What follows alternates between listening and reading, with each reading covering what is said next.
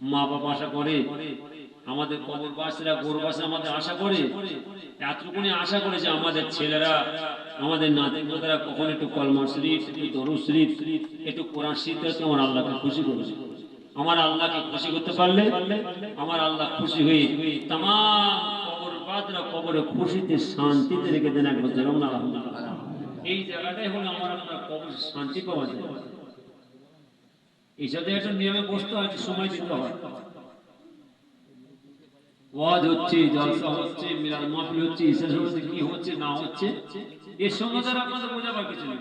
যার জন্য পূর্বাশিফের আমার আব্বাজান ছোট হয়ে খুব কান্দি করে বলতেন, জ্ঞানে যারা বোঝে তারা সুদি সারাই, জ্ঞানে যারা বোঝে তারা সুদি সারাই, নাদানের বোঝা থেকে পারে কোথায়। ছেলেরা শোনো, পূর্বাশিফের মজা দিনে জামান দাদা ভজুরটি কেবলা রামা তোলাই গেলে ক্যারে যাত করা। ছোট হলা বলতেন বাবা, জ্ঞানে যারা বোঝে তারা সুদি সারাই, নাদানের বোঝা থেকে পারে কোথায়। যারা জ্ঞানী হবে সামান্য কথা বুঝে নেবে, যারা বোঝে না বোঝালেও বুঝবে না। বুঝবে কখন? বিদায় নিয়ে চলে যাবার পরে লাশ কাঁধে লাও, সঙ্গে ছোড়া কোদাল লাও, গোরস্থানে চলে যাও, বাবা কবর করে দাফন দিয়ে দাও, শেষে বোঝা বুঝে লাও। এ ছেলেরা, এই দুনিয়াটা জানার জায়গা, শেখার জায়গা, বোঝার জায়গা। যদি তোমরা এই দুনিয়াতে না বোঝো আর কবে বুঝবে? ছেলেরা, নাম শুনেছে ছোট হলে তোমরা চোখে দেখুন, তোমাদের অনেক বাচ্চারা চোখে দেখেছি। নাম শুনেছে ছোট হুজুরের, তোমরা চোখে দেখুনি, তোমাদের মুরব্বীরা তোমাদের বাচ্চারা দেখেছে। সেই ছোট হুজুরের একটা কথা বলছে, খুব দামি করে বলছেন, জ্ঞানী যারা বোঝে তারা সুদি সারাই, নাদানের বোঝাই থেকে পারে কোথায়। যারা জ্ঞানী ভাবে সামান্য কথা বুঝে নেবে, যারা বোঝে না বোঝালেও বুঝবে না। বুঝবে কখন? বিদায় নিয়ে চলে যাওয়ার পরে লাশ কাঁধে লাও, সঙ্গে ছোড়া কোদাল লাও, গোরস্থানে চলে যাও, বাবা কবর করে দাফন দিয়ে দাও, শেষ বোঝা বুঝে লাও। এ ছেলেরা, এই দুনিয়াটা জানার জায়গা, শেখার জায়গা, বোঝার জায়গা। যদি তোমরা এই দুনিয়াতে না বোঝো আর কবে বুঝবে? দুনিয়াতে বুঝলে না বাবা, যাও বিদায় নিয়ে চলে গেলে লাশ কাঁধে নিয়ে গোরস্থানে দাফন দিচ্ছে। গোরস্থান কোথা? গোরস্থান কোথা গো? গোরস্থানে ধাতি আসছে আর গোরস্থানে ধাতি যায়, যাতায়াত করি, রাতকে রাত ছুটি, রাতকে রাত ছুটি, আর খালি এখানে যায় আর এই মাঠটা দিকে যায়। এই মাঠটা একটা জলসা বসতুন, এই মাঠটা একটা হরিশনের জলসা বসতুন। ওই মসজিদে বসতুন, তখন খেলা হয়নি, গম্বুজ মেলা হয়নি, ছোট পড়া মসজিদ।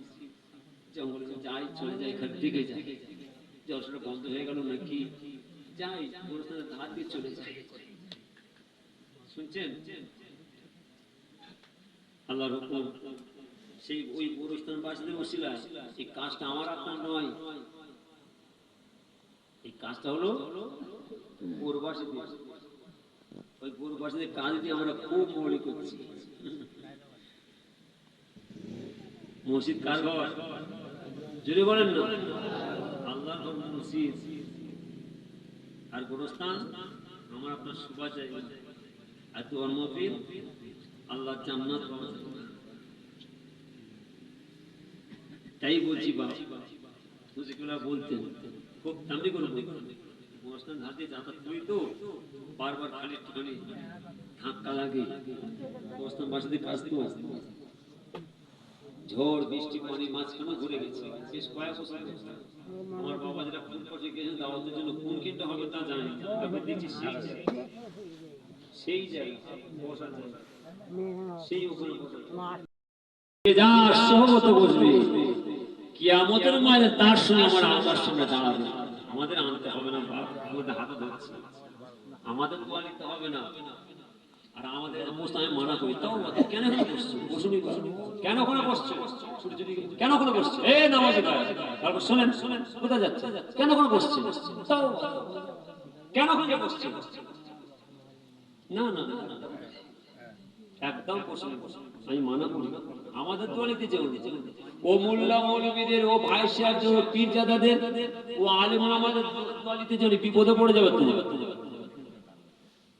কেন কেন সোশ্যাল মিডিয়া চলছে, ইটিভি চলছে, লাইভ চলছে, ভিডিও ক্যামেরা চলছে, বড় বক্তা, বড় মৌলানা, বড় আলেম, বড় মুফতি, বড় মুহাদ্দিস, বড় বিশ্বাস, বড় হুজুর ইমানে ধাক্কা মারছে আপনাদের। কাকে ইমান বিক্রি করব, কাকে ইমান দেবো, কাকে মেনে চলবো, কাকে ভালোবাসবো, কাকে ইত্তেবা করবো, ধাক্কা মারছে তো।